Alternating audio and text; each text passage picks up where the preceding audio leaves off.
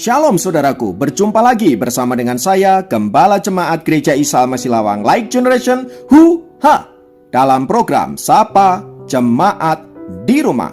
Tetap semangat, tetap berpengharapan, dan harus selalu yakin menjadi pemenang-pemenang di dalam Tuhan kita, Yesus Kristus. Firman Tuhan kali ini terambil dari Matius 5 ayat 13. Matius 5 ayat 13 berkata, "Kamu adalah garam dunia. Jika garam itu menjadi tawar, dengan apakah ia diasinkan? Tidak ada lagi gunanya selain dibuang dan diinjak orang." Saudaraku, Tuhan Yesus mengidentifikasi para muridnya sebagai garam dunia. Mengapa Tuhan menggunakan kata garam untuk mengidentifikasi para muridnya? Karena memang garam memiliki banyak manfaat bagi kehidupan umat manusia. Salah satunya adalah untuk memberi rasa dalam makanan. Itulah sebabnya ada istilah seperti sayur tanpa garam. Itu artinya hambar sama sekali. Oleh sebab itu, garam digunakan untuk memberi rasa agar makanan yang kita makan enak rasanya. Selain memberi rasa, garam juga memiliki fungsi yang lain seperti antiseptik, pengawet makanan, menjaga keseimbangan elektrolit, dan lain sebagainya. Dengan menggunakan kata garam, Tuhan Yesus sepertinya ingin memberitahu para murid-muridnya bahwa hidup orang percaya harus berguna dan berdampak bagi orang lain. Sama seperti garam, selagi bisa memberikan manfaat, maka kita harus berdampak. Sebab ada waktunya garam menjadi tawar. Saudaraku, hidup ini sangatlah singkat. Oleh karena itu, maknailah hidup ini dengan sesuatu yang berguna. Orang-orang yang memaknai hidupnya dengan sesuatu yang berguna adalah orang-orang yang bergairah dan senantiasa bersemangat dalam hidupnya. Mereka adalah orang-orang yang tidak bersedia dikalahkan oleh keadaan yang tidak mendukungnya. Bahkan mereka adalah orang-orang yang tidak bersedia dihentikan oleh masalah dan tantangan yang mencoba menghalanginya. Orang-orang seperti inilah yang saya sebut dengan orang-orang yang hidupnya digerakkan oleh tujuan yang jelas. Sama seperti seorang tokoh yang bernama Elizabeth Fry. Ia hidup di awal tahun 1800-an. Pada masa itu, kehidupan narapidana di penjara Newgate, London sangatlah memprihatinkan. Mereka makan, tidur, dan buang air di ruangan yang sama. Tidak ada makanan dan pakaian yang cukup, sehingga beberapa di antara mereka mengalami ketelanjangan, tak sadarkan diri, dan tergeletak sampai pada akhirnya tewas. Sebuah kasus yang cukup mengerikan misalnya, ada seorang wanita yang sedang menunggu persidangan karena mencuri sebuah apel di penjara bersama dengan seorang narapidana lain yang dituduh sebagai pembunuh.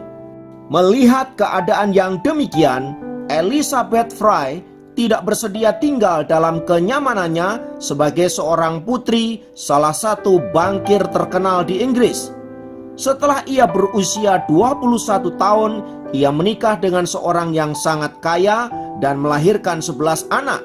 Namun demikian, hatinya terpanggil untuk membela para narapidana wanita itu. Elizabeth Fry yang dikenal sebagai perintis reformasi penjara, ia melakukan pelayanan demi pelayanan untuk menolong orang-orang yang ada di dalam tahanan, khususnya para wanita. Ia membagikan obat-obatan dan pakaian bagi para tunawisma dan narapidana yang mengalami ketelanjangan. Ia juga kemudian membantu mendirikan sebuah sekolah perawat agar dilahirkan banyak perawat yang bisa menolong orang-orang yang ada di dalam kesakitan. Pada usianya yang ke-30, Elizabeth Fry berhasil mendapatkan izin untuk melayani para narapidana wanita di Newgate, London. Namun tindakannya itu justru mendapatkan perlawanan dari teman-teman sebangsanya orang-orang kaya di lingkungan para birokrat. Namun Elizabeth Fry mengesampingkan perkataan yang tidak membangun tersebut. Fry tetap setia membacakan Alkitab bagi para narapidana yang akan menerima hukuman mati, mengajar menyulam, dan menolong mereka untuk menjalani hidup secara sehat. Dari tindakan Elizabeth Fry ini, saudara-saudara, pada abad 19, para pengamat menilai bahwa tindakan Fry ini telah membawa dampak mukjizat yang begitu luar biasa. Banyak wanita-wanita yang tadinya licik dan berbuat jahat telah bekerja dan menjadi wanita baik-baik. Tindakan Fry ini, saudara-saudara, tidak hanya mengubah orang-orang yang dilayaninya, namun juga mempengaruhi para pejabat di Inggris pada waktu itu. Mereka terinspirasi dan digerakkan oleh apa yang dilakukan oleh Elizabeth Fry. Saudaraku, sebagai orang-orang percaya yang telah menerima keselamatan dan hidup di dalam kasih Kristus, maka kita harus senantiasa memiliki sebuah tujuan, yaitu hidup untuk menjadi berkat bagi sesama. Sebagaimana pernyataan Tuhan yang tadi sudah kita baca dalam firman-Nya, bahwa kita orang-orang percaya dipanggil untuk menjadi saksinya, menjadi garam di tengah-tengah dunia, agar dunia yang kita hidupi ini menjadi penuh warna, dipenuhi dengan damai sejahtera dan sukacita. Pertanyaannya adalah, apa yang bisa kita lakukan agar kita bisa menjadi garam tersebut? Yang terpenting di sini adalah tindakan kita, sebab kasih tanpa tindakan itu bukanlah kasih.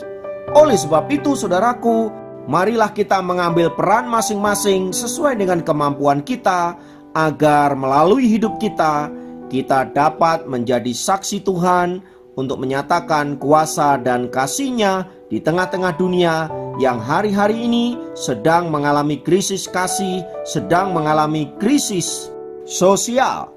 Kiranya firman Tuhan ini meneguhkan dan menguatkan kita untuk senantiasa dapat menjadi saksi Tuhan dimanapun kita berada. Tuhan Yesus memberkati. Mari kita berdoa. Kuasa-Mu Tuhan boleh menguatkan kami, meneguhkan kami, agar olehnya kami dapat menjadi saksi-Mu di tengah-tengah dunia yang sedang membutuhkan kasih Allah. Kiranya kuat kuasa Allah Roh Kudus memampukan kami untuk senantiasa menyatakan kasih-Mu melalui tindakan-tindakan kami. Terpujilah nama-Mu kekal selamanya. Dalam nama Yesus kami berdoa. Haleluya. Amin. Demikian program Sapa Jemaat kali ini. Sampai jumpa dalam program Sapa Jemaat yang lain. Tuhan Yesus memberkati.